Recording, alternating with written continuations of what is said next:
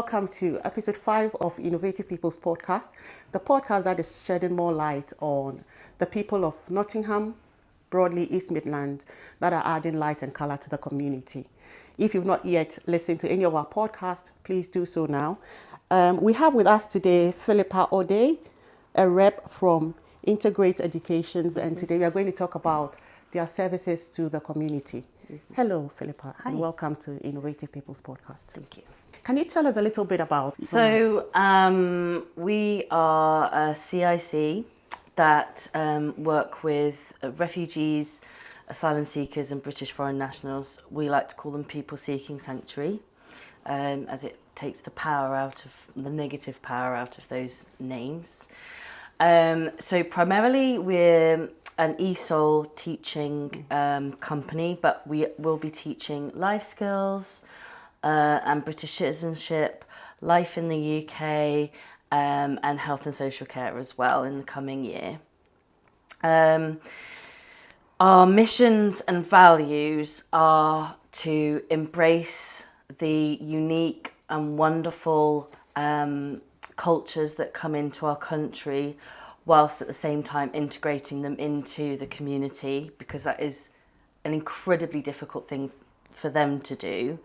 And we're just a support service, so we can support or refer to advice centres, legal and housing options, mental health support, and local libraries and things like that. My grand plan is to eventually have or collaborate with a food bank and have a community kitchen. But that might be a little bit down the road. Great. I believe that's the reason why it's called Integrate. Yes. To integrate people into the community. Absolutely. I totally agree with you, and I resonate with where you're coming from. Anybody moving in or relocating into a new place definitely needs some help to be able to access information, move about, and make life easy. So I'd say that is a great organization you have set up. How did that come about, and what inspired it? So what inspired it was I was working for a similar organisation, but they treated people with disrespect.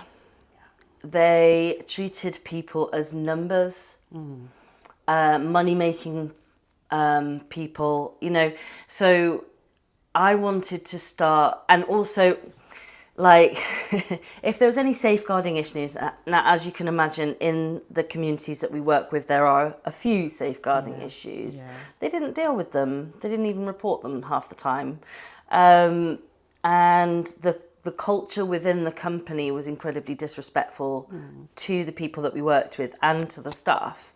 And I felt that I could do it better, I could do it more, and I could do it with a real mission and value that gives people respect as a minimum. Now, not looking at people as numbers and as income is difficult to do whilst running a company, because you need money to run your company.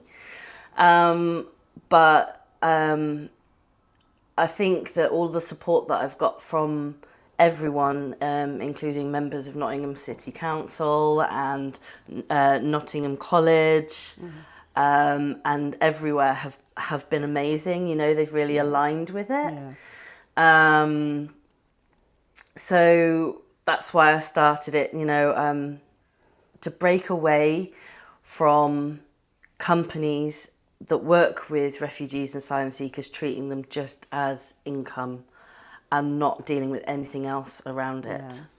I've always said that charitable work has to come from a place of passion. Absolutely. And it's not for everyone. No. Even though sometimes people find themselves there, it's not for everyone. And it only takes those who truly understand what the job is, and people who can put themselves into the shoes of the people they are serving, who can do a brilliant job of it. So absolutely. I totally agree with you, because just like myself, working with women as well from Skilled Hands, I identify with a lot of the problems you're being met with. And for me, I remember when we started Skilled Hands, I'd said I'd only like Skilled Hands to serve women, not for any reason, but I felt that as a woman, I identify more with the problems of women, Yes. and I'll be able to serve them better. Because a number of times people have come up and said, why is it just for women and not for men? Because men go through a lot. And my answer had always been, because I identify with the problems of women very well. I know women go through a lot. Childbirth issues, menstrual cycle issues, so many things take us down the road of depression. Yes. And for me, I always say it's always good to empower a woman, because women are the binding cords of society. And if the woman is in the right frame of mind, the family would thrive. Yeah. And so I totally agree with you. Charitable work is not for everyone. And sometimes when the organization grows and you bring people on board, most of the time, the people who join are people who are looking to make ends meet. So they're just working for the salary. They are not in there to actually touch lives. It's just a few, like those who started it will probably have that passion. But as it expands and people join in, they will just be joining in for the money. So that is another thing that we have to look at as an organization hoping to expand, which I believe that is something you're looking to do. Yeah. How has the journey been for you, growing or expanding your services to the community? I'm talking now about your finances, support from volunteers and the community on a whole. How has it been? It's been 50-50. So regarding finances, we've got support from the lottery. Great. We've got support from the charity bank, and from the council as well, and from the East Midlands Council, which is brilliant. But it's been very difficult financially to balance the books and run the company because of what we do, and because we are a CIC and we're a not-for-profit and all of that. So all of the kind of usual avenues to getting revenue for companies is completely almost cut off because of we're a CIC. Which means that we're solely reliant upon charitable and council income at the moment. As far as help from the community, well, I really couldn't be happier. They're amazing. The community around me, the people I have around me are amazing. They've given me faith, they've given me trust, they've given me hard work. My co-director Ingrid is an amazing woman who's won awards for her work in the community. Elvira, who is my lead tutor, is from Bosnia and has experienced horrific things, and she puts passion and empathy into her teaching. And then we have Kaifa, who runs the nursery and the creche. She's just a wonderful supporter of me and has faith in me. And then, as I said, we've got Begin as well, who refer a lot of people to me. So that's Fiona. So there's a lot of women involved. Women supporting women is fantastic. Exactly. And then we've got Mandy, who really started it all. She's from Nottingham Council, and she gave me my first job running as Integrate, and gave me a lot of direction and a kick up the bum as well when I was a bit nervous and unsure. And then we have Kevin and Trevor, who actually run the community centre that we're in, Sneinton Community CIC. And they have really supported us, because we have been so lacking on the finances front. They've been extremely generous and supportive, and they've helped us kit out the rooms that we're using, and it just is fantastic. And I've started to hire. So one of my visions for the company is that you hire within, so you teach people and then you hire them.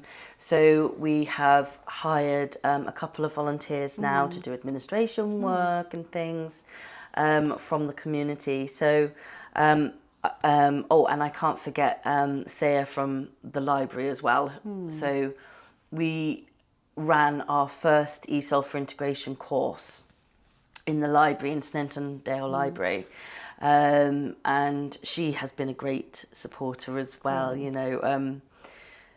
She also gave me a kick up the bum when I needed it.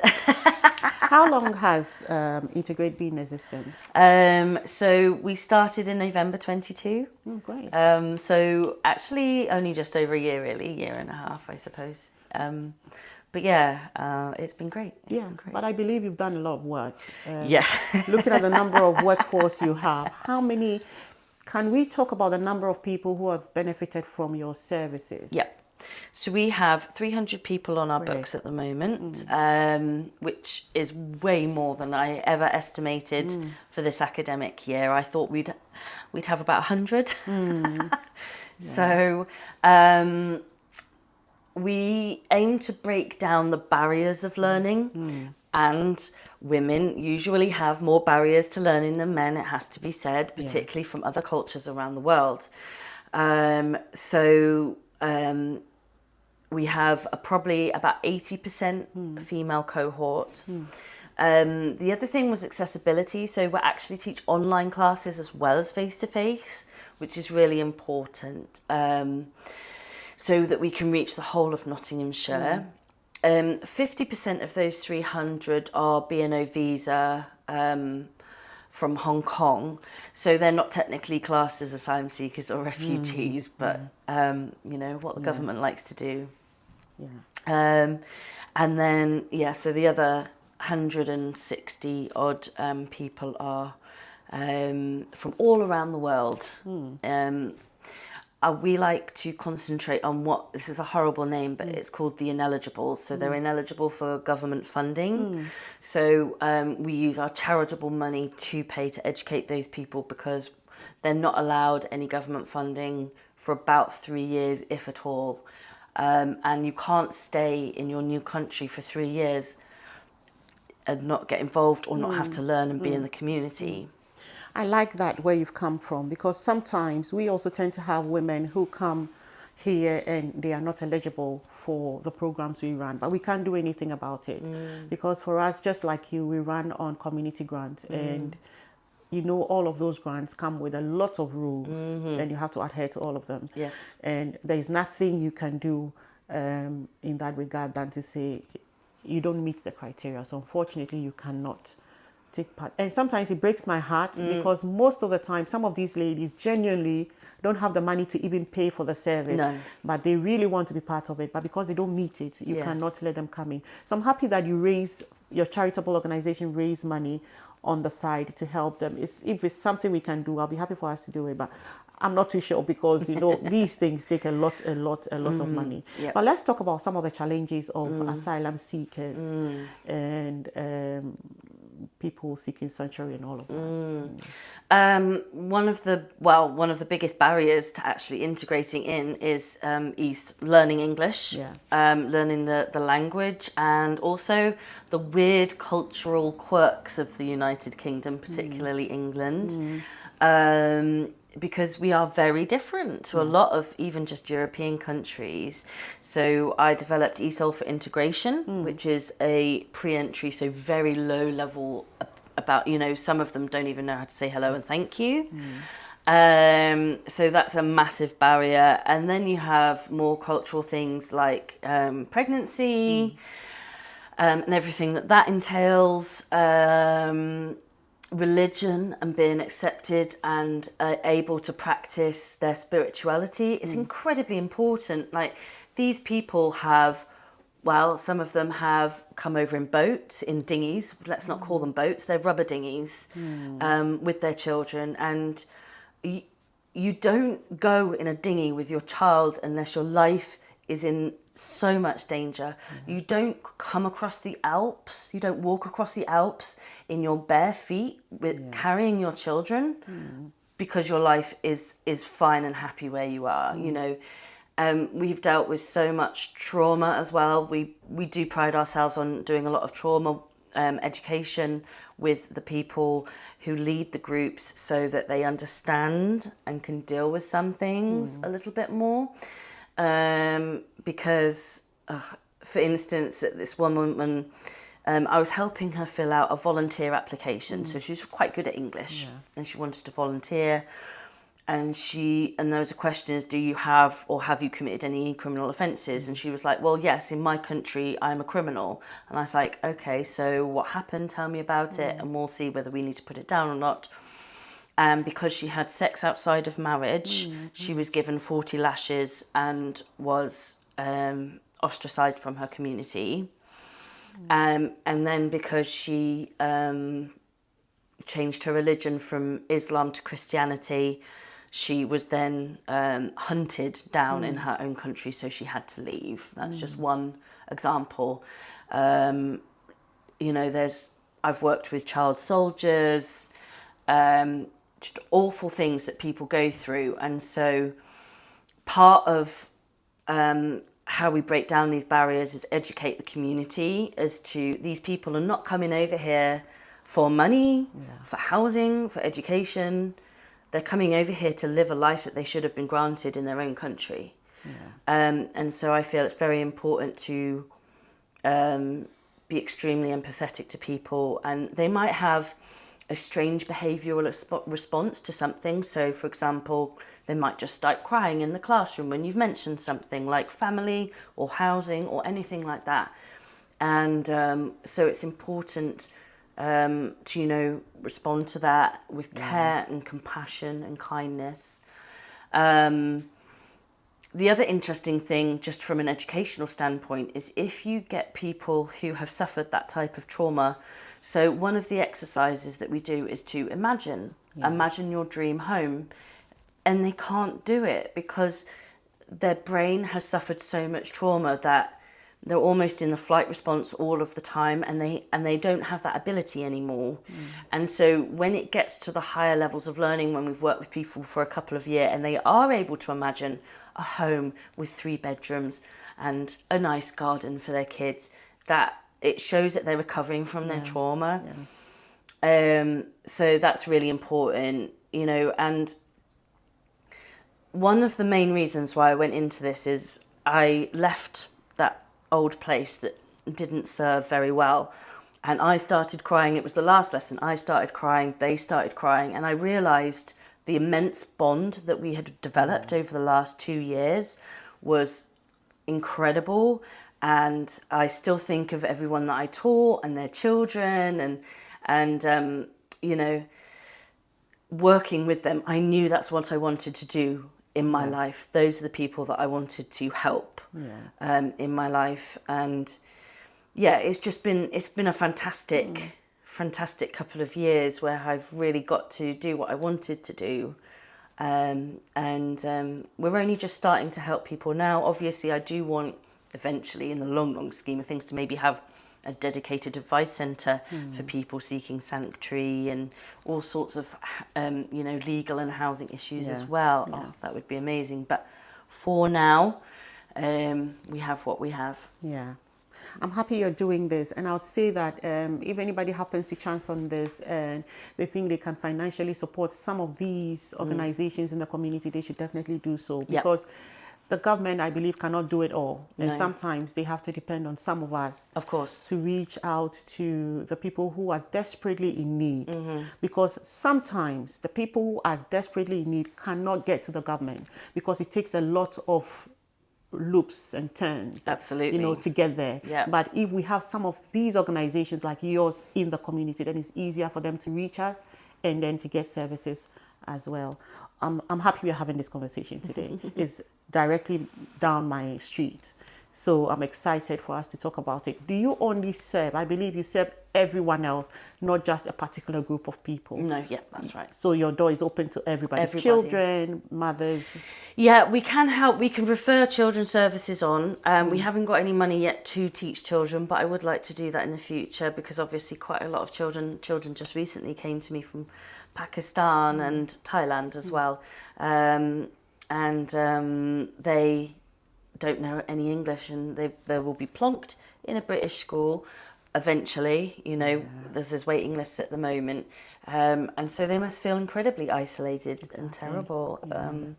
It is but everyone, men, women, you name it. Talking about the different cultures is something so beautiful. every time I learn something new and I'm enlightened by some of the things that means differently to me, that automatically is something different to someone else, but it means the same thing. I remember the last time we had a conversation about food, and back home we call it yam, but the Indians call it something else. They came up with a name, they called it something else, and as they described it, I said that's yam. And the way they prepare it, so when you think about it as human beings, we are all the same, if you get sense. And that's the beauty for me. That's the beauty of an organization that encompasses or bring together people from different backgrounds, where we have the opportunity. It is an opportunity to learn from all of these individuals. And try and add something new to your own life. I remember recently interviewing somebody, and she said she had a conversation with her children, and they were talking about different cultures, different people. And what she said is, she had said, there is one human race. And that when you meet somebody, you look at the good things you can take from them or learn from them and add that to your life. And as I'm thinking about it, if everybody is meeting somebody, learning the good things their culture has or they have as a person, how rich our community will be, because then everybody's life will be shaped, because then we are cutting off all the bad things that don't really help the community. And it's a shame that we have to escape our own countries to have to seek refuge in some other countries because of some of these cultures, which I would not really like us to delve into so deeply. But it's good to be able to have refuge somewhere else. And I'm happy that you find yourself in that space to be able to help the people. I look forward to doing a project with you whenever that is possible. But if there's something else we've not touched on, I'll be happy for us to talk about it now. So I probably need to mention that we're funded by the co-op as well. So we're part of the co-op community fund. So do nominate us as your cause if you feel that we're worthy to do so. And also we are on Easy Fundraising, which is just an extension that you put onto your computer with over 7,000 brands that can raise money for us as well. And yeah, I think that's about it. But yeah, just one last thing is sometimes there is the awful perception that people coming over here are criminals. And I just want to say that these people have been through so much in their lives, so much. And a person like myself probably wouldn't be able to cope with all of that. If I'm perfectly honest, I have lived a too privileged life to be able to overcome those barriers. And these people are the most loveliest, tender-hearted, kind people you have ever met in your lives. And they should be respected for that alone. That alone. There we go. That's all I wanted to say. Great. I'm happy you had come on to that. Sometimes we need to give people the chance. And the opportunity to see beyond what we see on the face, because there may be something beautiful behind that has been masked by a number of things, and until you get closer to the person, you wouldn't see it. I remember one time somebody had just called the organization, and I picked the phone, and mostly I answer the phone, and I have an accent. Obviously, I have an African accent, and I'm very proud of it. I don't want to change it, even if I have to. And this lady picked up the phone. I picked the call, and she said, "Oh, I'm calling to make inquiries about your workshops." So as we kept on talking, her last word to me was, "Does everybody who comes to your organization sound like you?" And I said, "Yes. We have people who sound like me, others who sound differently. But this organization is a multicultural organization. If you think you can't fit in, then I'm sorry, this is not for you." You know, sometimes people don't know better because they've not been exposed to anything. But as you give them opportunity to get to learn about other cultures and meet other people, then you're able to shape their thinking and let them know that you have to meet them. And this person has been in the organization for years, still here, lovely person, you know, but probably she never had the opportunity to meet or be in a group where she's meeting different people. So I'm happy we're talking about this today, and I'm very happy for your time. What would your last words or final words be to our listeners, if you have any? Oh, that's a hard one. Just afford everyone the empathy that you think that you would like to be afforded. Understanding other people is crucial to the success of our humanity and our being. Yeah. That's it. Yeah. Wow. On this note, we're just about wrapping up and would like to say a massive thank you if you've been listening to this episode. If you've not yet seen the previous episode, please do well to have a look at them. My name is Sheila and I've been your host. I'm also the founder of Skilled Hands Organization, CIC. This organization empowers women through artisan craft workshops. We currently have 5 workshops running. We have the dressmaking, bag making, soap making, millinery, and jewelry making throughout the weeks. Currently, the good news is we have 2 sessions every day. We have the morning session and the afternoon session. If you're not an early bird, then I believe the afternoon session will be good for you. Until we meet again, please do well to subscribe and have a brilliant day.